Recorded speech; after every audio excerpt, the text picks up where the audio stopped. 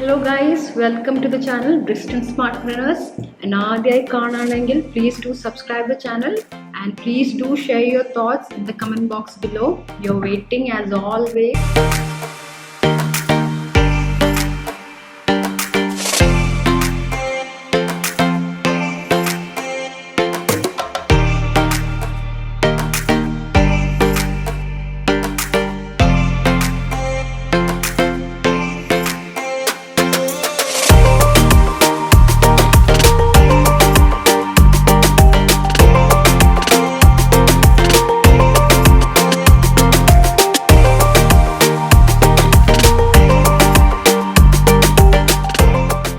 ഇന്നത്തെ topic important ടോപ്പിക്കാണ്. That is how fast can we make a vaccine for corona virus SARS-CoV-2 or corona virus COVID-19.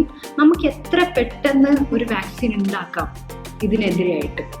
So please do stay with me. Let's learn or let's share. So നമുക്കൊക്കെ അറിയാം, നമ്മളെ corona virus നല്ലോണം effect ചെയ്തിട്ടുണ്ട്. It has impacted us badly in a physical way, mental way, financially and socially. So നമുക്കിപ്പോൾ എന്താണ് ആവശ്യം? നമുക്കിപ്പോൾ ആവശ്യം ഒരു സസ്റ്റൈനബിൾ ആൻഡ് റിലയബിൾ വാക്സിൻ ആണ്. നിങ്ങളെപ്പോലെ തന്നെ ഞാനും ന്യൂസ് കാണാറുണ്ട്. Like I always see research നടന്നുകൊണ്ടിരിക്കുകയാണ്, മെഡിസിൻസ് ഇറങ്ങിയിട്ടുണ്ട്, ഇറ്റ്സ് എഫക്റ്റീവ്, അങ്ങനെയൊക്കെ പല കാര്യങ്ങൾ പുറത്ത് വരുന്നുണ്ട്.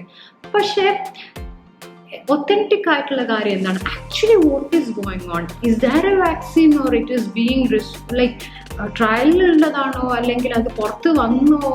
No one knows a thing. So I share few things with you guys so that we both know about it. What is the thing that's actually going on?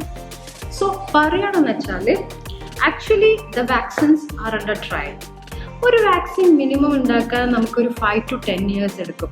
So vaccine ഇപ്പോൾ corona വൈറസിന് വേണ്ടി ഉണ്ടാക്കാൻ വേണ്ടിയിട്ട് they are trying to make it in 12 to 18 months. Optimistically 12 to 18 months കൊണ്ട് ഉണ്ടാക്കാനുള്ള റിസർച്ചാണ് പോയിക്കൊണ്ടുള്ളത്.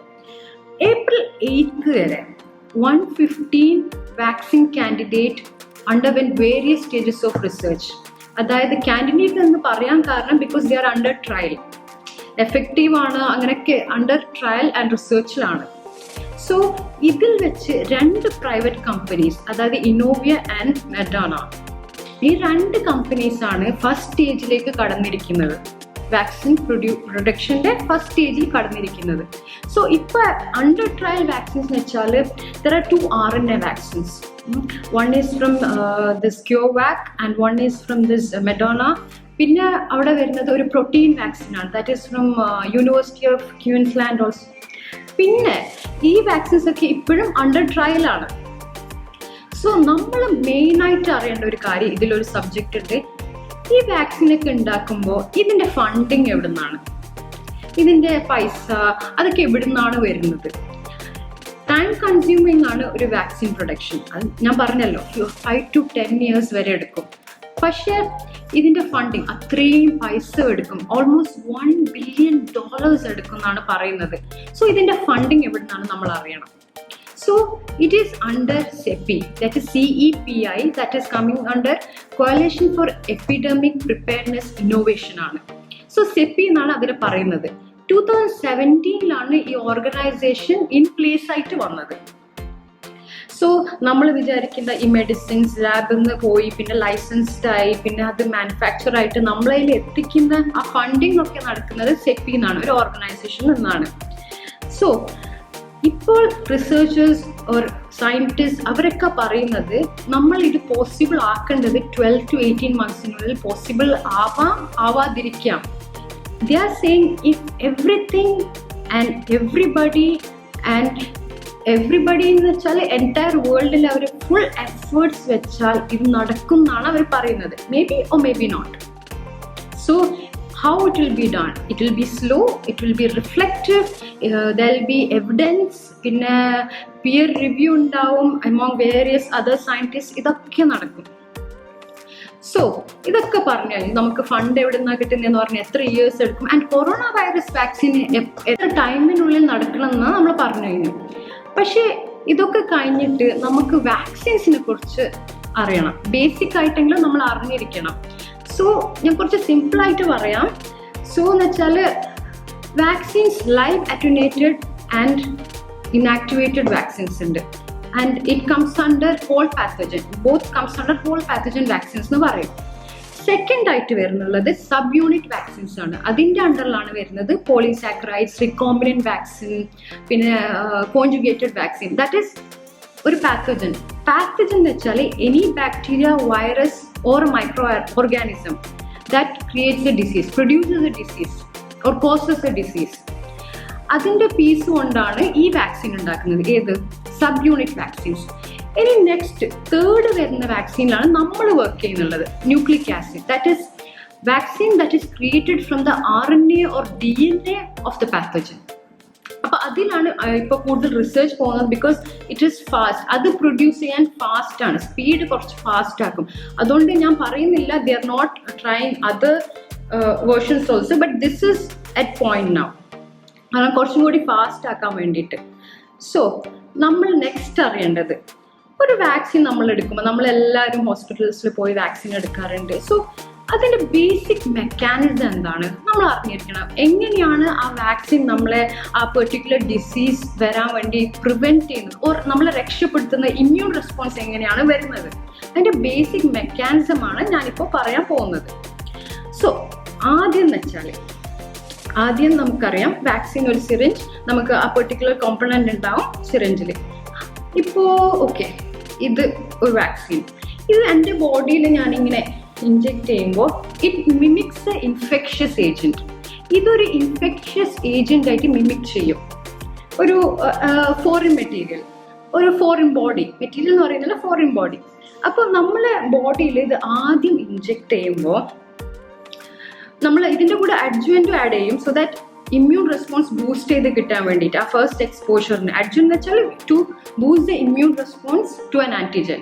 So ഇത് നമ്മൾ inject ചെയ്യുമ്പോൾ നമ്മളെ ബോഡി ആദ്യം ഒന്ന് അലാം അടിക്കും. And second thing that happens is a set of cells get organised.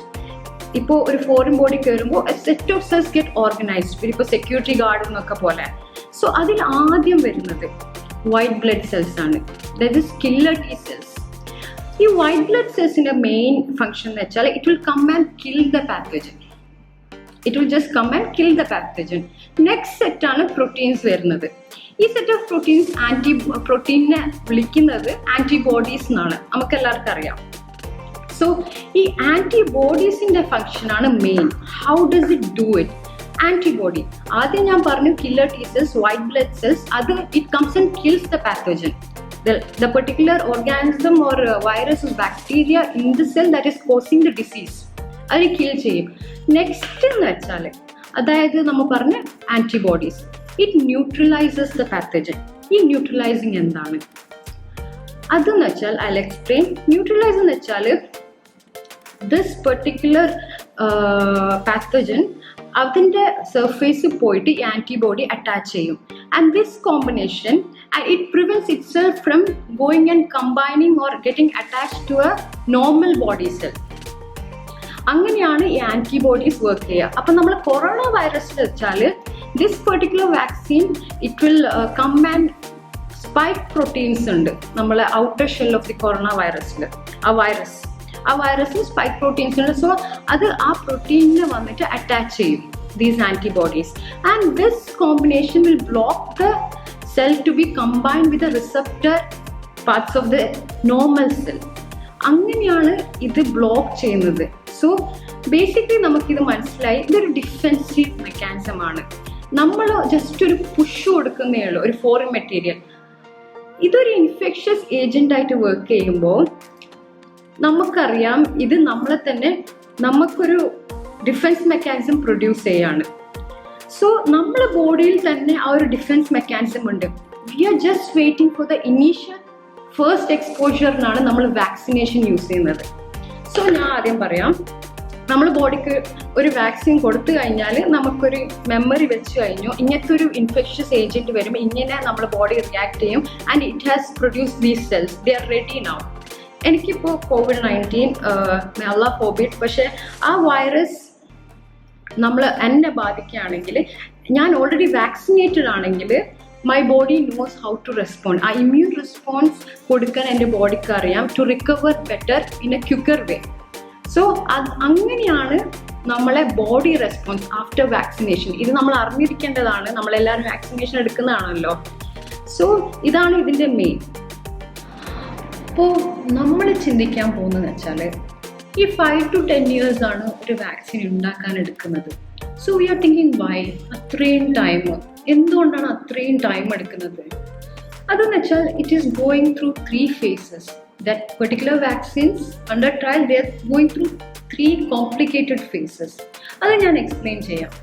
ആദ്യം എന്ന് വെച്ചാൽ ഗുഡ് സസ്റ്റൈനബിൾ വാക്സിൻ കാൻഡിഡേറ്റ്, അത് പ്രീ ക്ലിനിക്കൽ ട്രയൽസ് എന്ന് അവർ സെലക്ട് ചെയ്യും.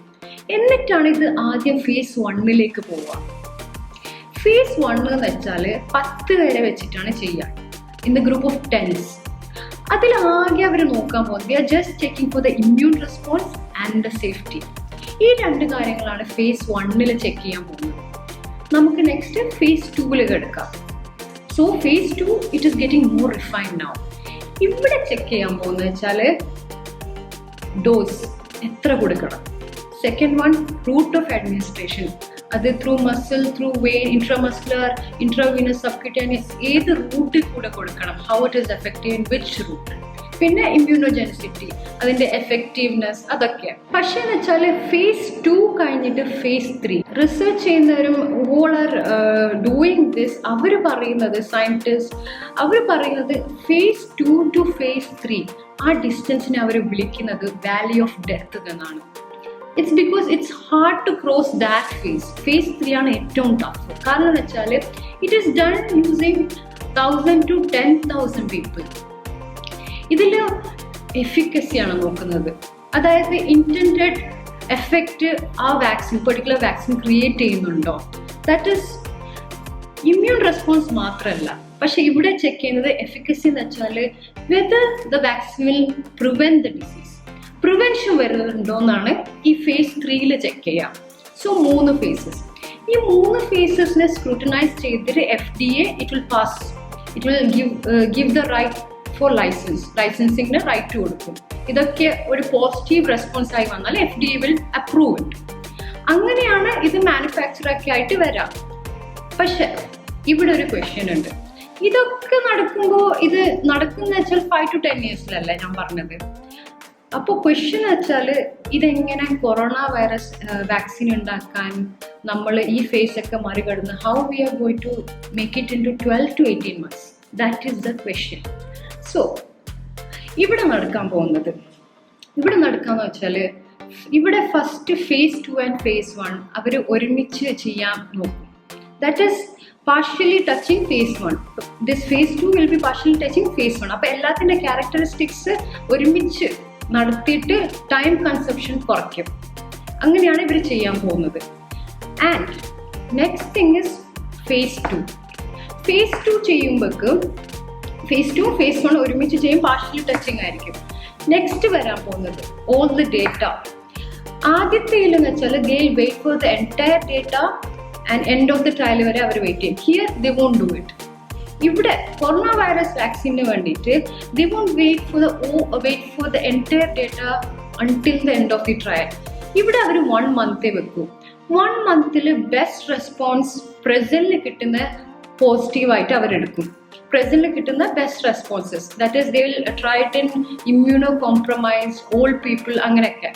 സോ അവിടെ നിന്ന് കിട്ടുന്ന ബെസ്റ്റ് റെസ്പോൺസ് അവരെടുത്തിട്ട് സേഫ് ആണെന്ന് അറിഞ്ഞിട്ട് അവർ ഇവിടെ ഓക്കെ അടിക്കും, അവർ പാസ് ഡൗൺ ചെയ്യും. They will approve it because it is an emergency condition right now.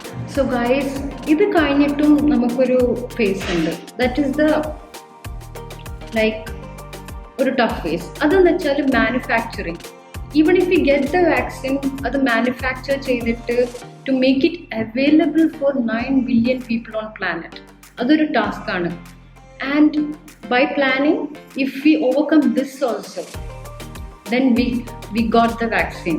Then guys, sustainable, reliable vaccine, you are looking at the vaccine that has been made or produced in a historic speed.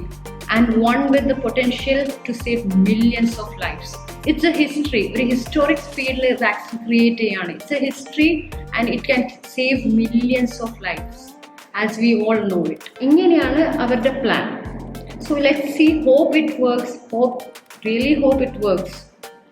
So നമുക്കിപ്പോൾ ഉള്ള ഒരു confusion, എന്ത് പറ്റി, ആ vaccine വരുന്നുണ്ട്, അങ്ങനെയൊക്കെ കുറച്ചുള്ള നമുക്കൊക്കെ ഉള്ള കൺഫ്യൂഷൻ കുറച്ചൊക്കെ മാറിയെന്ന് തോന്നുന്നു.